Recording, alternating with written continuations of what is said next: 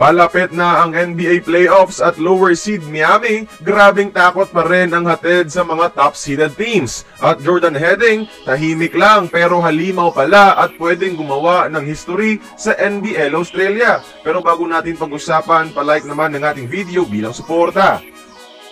Kinakatakutan na naman ang playoff mode ng Miami sa NBA at isa sa mga di umano takot daw dito ay ang number 2 Milwaukee na nasa current 4-game losing streak para di umano iwasan ang Heat at bumaba na lang sa 3rd to 5th seed dahil malaki ang chance na makuha ng Miami ang 7th seed at sila na nasa 2nd seed ang makakaharap sa first round ng playoffs. Ever since kasi kryptonite na ni Giannis itong Miami sa daming ng playoff upsets. And it's all thanks sa defensive coaching brilliance ni Pinoy coach Erik Spoelstra.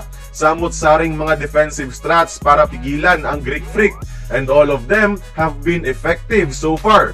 Ngayon, different storyline dahil nandyan na si Lillard, pero mukhang gusto lang makasiguro ng Bucks at iwasan ang Heat as much as possible.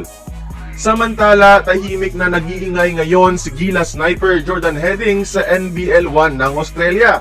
Although parang G-League lang yan ng Australia, mataas pa rin ang level of competition at kinakain lang to ni Heading. Sa ngayon, siya ang leading scorer ng Central Conference with 33 points per game, number 7 sa assist with 4.67 a game, and leader sa 3 points field goals.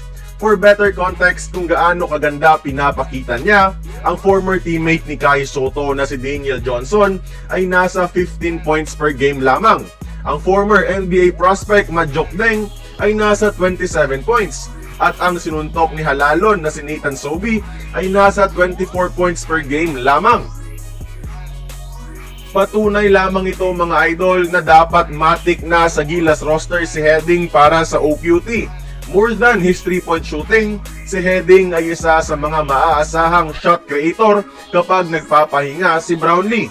Sorry lang kay Coach Tim Cone pero we can't blame him also for choosing someone na pamilyar na sa sistema. Pero di rin pwedeng i-overlook natin ang mga talents katulad ni Heading. Kaya kayo mga idol, tingin nyo, dapat bang nasa Final 12 ng Gilas OQT roster si Jordan Heading? Join the conversation, magkomento lamang sa ibaba. Kung nagustuhan mo ang ating video, please like, share, and subscribe. I-follow mo na rin ang ating social media platforms for more exclusive sports content.